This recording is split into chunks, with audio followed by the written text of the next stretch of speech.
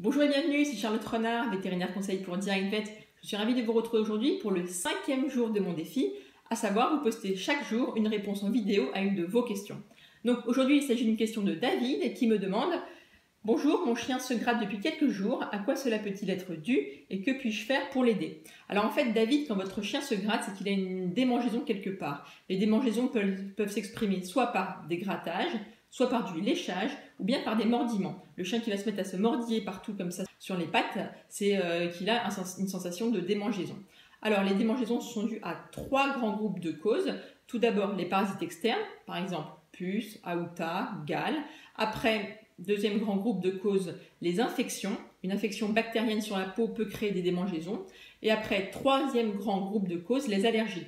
Donc ça peut être des allergies à la salive de puce, par exemple, qui est l'allergie la plus fréquente, mais après ça peut être des allergies alimentaires ou bien des allergies dues au pollen ou alors de contact quand le chien est allergique à quelque chose dans son environnement. Alors tout d'abord, la première chose que vous devez faire, c'est vérifier s'il a des puces ou pas. Est-ce qu'il est bien traité depuis le dernier mois, est-ce que vous l'avez traité? Ensuite, regardez dans son pelage, est-ce que vous voyez des puces? Donc, sachant que les puces sont très dures à voir, ce que vous devez plutôt rechercher, ce sont les crottes de puces. Donc, ce sont des petits grains noirs qui sont sur la peau, entre les poils. Donc, vous soulevez les poils, vous vérifiez s'il y a ces petits grains noirs. Si jamais vous en voyez, vous frottez le pelage pour faire tomber ces grains sur une feuille de papier blanc. Après, vous prenez quelques petites gouttes d'eau et vous les faites tomber sur ces petits grains noirs. Si jamais il s'agit bien de crottes de puces, vous allez voir une auréole un petit peu rouge-orangée se former autour. Parce qu'en fait, ces crottes de puces représentent du sang séché. Voilà, donc si votre chien n'a pas été traité contre les puces depuis un certain temps, puis si jamais vous voyez des crottes de puces, à ce moment-là, il vaut mieux le traiter contre les puces pour éviter justement que ce soit ces parasites externes qui causent les démangeaisons de votre chien. Ensuite, si malgré le traitement anti-puce, si votre chien est bien traité, que vous ne voyez pas de puce, pas de crotte de puce et qu'il continue à se gratter, à ce moment-là, il faut chercher une autre cause.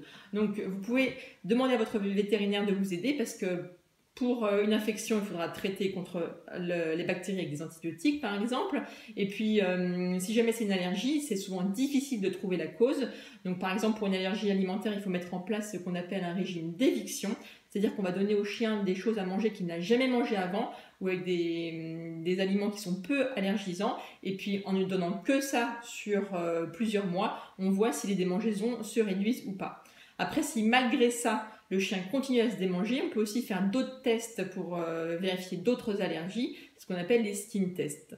C'est pour ça que là, s'il continue à se démanger malgré les traitements anti-puces, malgré un régime alimentaire particulier, effectivement là il faut voir avec votre vétérinaire quelle étape supplémentaire faire dans les examens complémentaires. Voilà David, donc j'espère que ça va aller mieux. Donc souvent c'est les puces, donc le premier conseil c'est de traiter contre les puces. Je vous souhaite un bel été et je vous dis à lundi maintenant pour un nouvel épisode de mon défi. Un défi, donc une vidéo par jour. Et puis en attendant, n'hésitez pas à aller sur le blog pour télécharger votre exemplaire de mon manuel de premiers secours pour chiens et chats. Je vous dis à lundi, ciao!